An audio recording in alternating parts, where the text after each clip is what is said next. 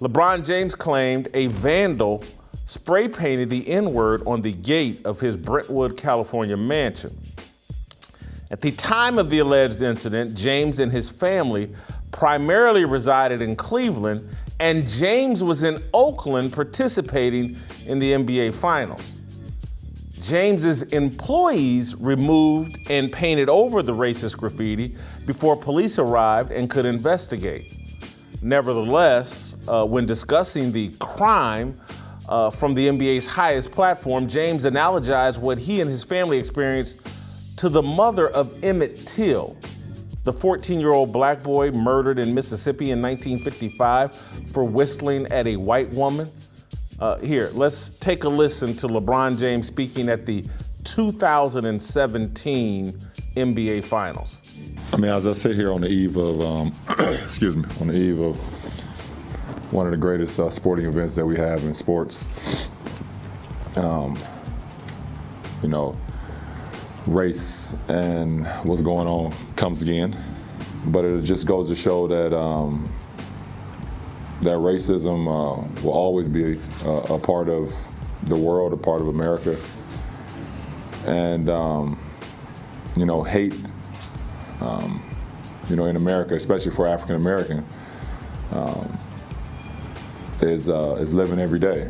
And I think back to Emmett Till's mom. Actually, it's kind of one of the first things I thought of, and the reason that she had a open casket is because she wanted to show the world what her son went through as far as a hate crime and, being black in America. So it's like it doesn't, no matter how much money you have, no matter how famous you are, no matter how many people admire you, being black in America is tough, and we got a long way to go. For us as a society and for us as African Americans until we feel equal in America. So, spray painted graffiti that LeBron James and his family never personally saw made LeBron James think of the pain Mamie Till felt over the murder of her teenage son. James, in my opinion, was lying. The hate he whined about was a hoax intended to garner sympathy and elevate his brand as a social justice warrior. I believed that in 2017 when he first said it, and I believe it even more today, analyzing his reaction to the murder of Ethan Lyman in a parking lot at James's celebrated Akron, Ohio, I Promise School. Lyman and his family have far more in common with Emmett and Mamie Till than LeBron James ever will. 2 weeks ago today, 3 men beat Ethan Lyman, a 17-year-old honor roll student, to death near an outdoor basketball court at the I Promise School. Lyman is white. His accused assailants are black.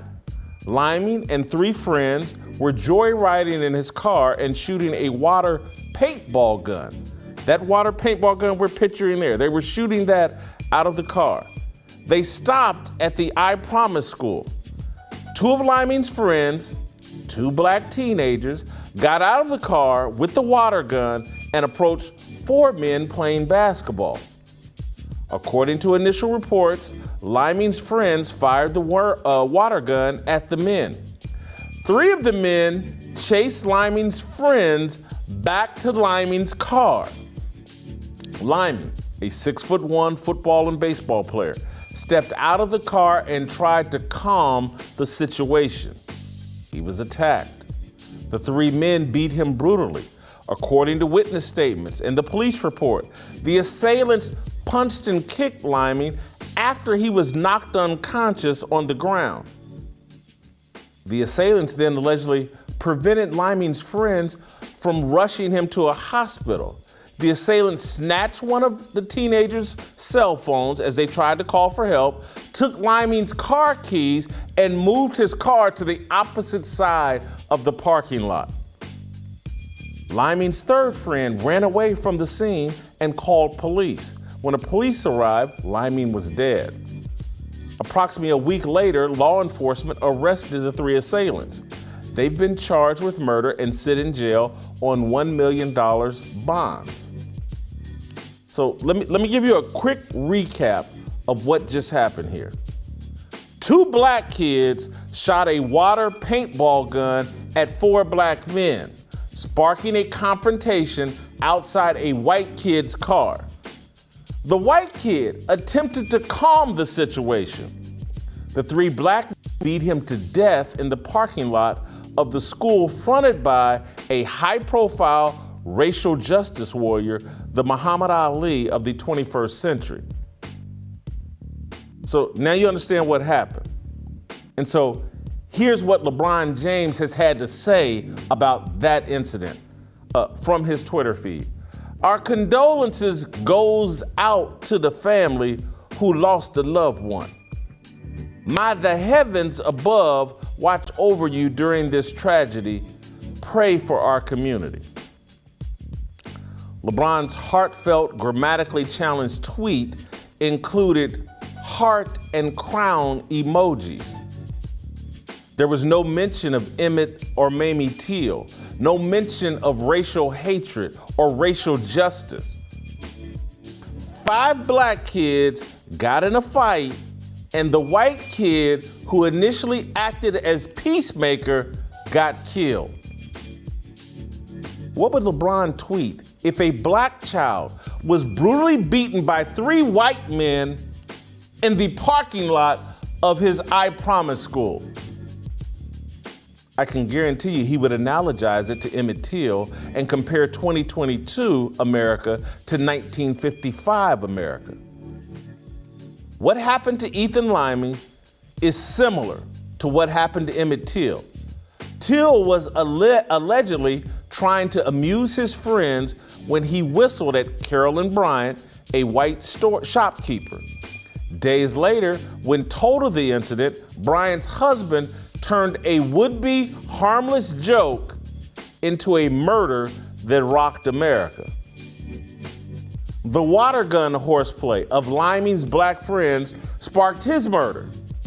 Deshaun Stafford, age 20, Tyler Stafford, age 19, and Donovan Jones, age 21, the 3 accused assailants, turned a harmless prank into a murder that LeBron James and his media sycophants want to ignore. LeBron wore a hoodie to protest the death of Trayvon Martin, a teenage boy in Sanford, Florida. LeBron ranted that black people are hunted every day after 2 white men shot Ahmaud Arbery. LeBron put a target on the back of a white Ohio police officer after he shot a teenage black girl who was attempting to stab a black woman. So all of this stuff in Ohio, in Florida, where Ahmaud Arbery, did that happen in Alabama somewhere? LeBron's got smoke for all of them people. But when violence and racial violence comes to his school parking lot, LeBron has nothing to say. LeBron has smoke for everyone white he believes wrongly takes a life. He has nothing substantive to say when black people take lives. LeBron James is a stereotypical racist bigot. Racial bigotry of any stripe is rooted in lust for power. The KKK terrorized black and white people who failed to support the racist policies of the Democratic Party. That's not an opinion. It's a historical fact. The KKK, founded in 1865, shortly after the Civil War, shortly after black people started seizing political power, the KKK was founded right here in Tennessee. And they started terrorizing people that wouldn't get on board with the Democrats' racist policies. It's always rooted in power, lust for it. That's where racism is rooted. LeBron is a political soldier for the Democratic Party. His bigotry is rooted in lust for political power. Democrats have painted their political opponents as bigots. It's LeBron's job to promote that narrative. He pounces on every high-profile opportunity, and he's not above going the Jussie Smollett route and creating faux hate crimes. This dude analogized himself to Emmett Till at the behest of his political puppet masters. He will never address the family dysfunction and chaos that leads to far too many black boys and black men settling conflict with deadly violence. The DNC, the Dead Negroes Confederacy, loves dead Negroes. The DNC forbids its constituents from publicly discussing the pervasive violence that plagues black communities and leads to dead Negroes. That issue is to be ignored until it magically disappears from indifference. Indifference is one of the most deadly and lethal emotions. LeBron James is indifferent to the violence that killed Ethan Lyman. LeBron, like many leftists, expects black men to randomly kill. LeBron James is a bigot, and he looks natural and comfortable in that KKK hood and robe.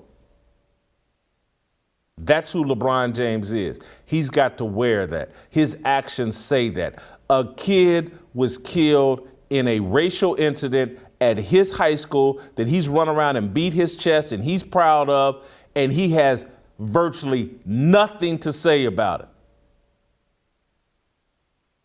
And the entire media that has celebrated this guy and all the school, and he cares about the community, and all, they have nothing to say about this. If a black kid had been beaten to death at LeBron James's I Promise school, they would cancel an NBA Finals game. We've seen it before. If a black kid was beaten by 3 white men, stomped into the ground while unconscious, they would shut down the NBA. Everybody on ESPN would be going off every show from First Take all the way through. Every show would be littered with comments about, oh my God, this is a tragedy, and the NBA can't play, and America is no different than 1835. But a white child gets assassinated at LeBron James' school, and this dude can't even take the time to grammatically spell check, fact check, punctuate a damn tweet.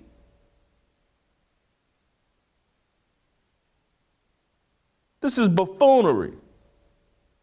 This is evil, wickedness. This is bigotry.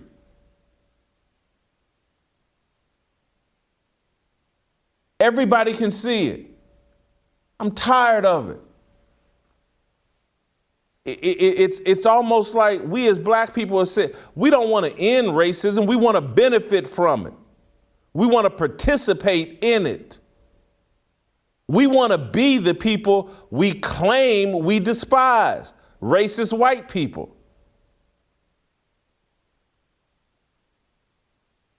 We have to wear that and deal with it, and I'm just sorry, as a Christian, I reject it.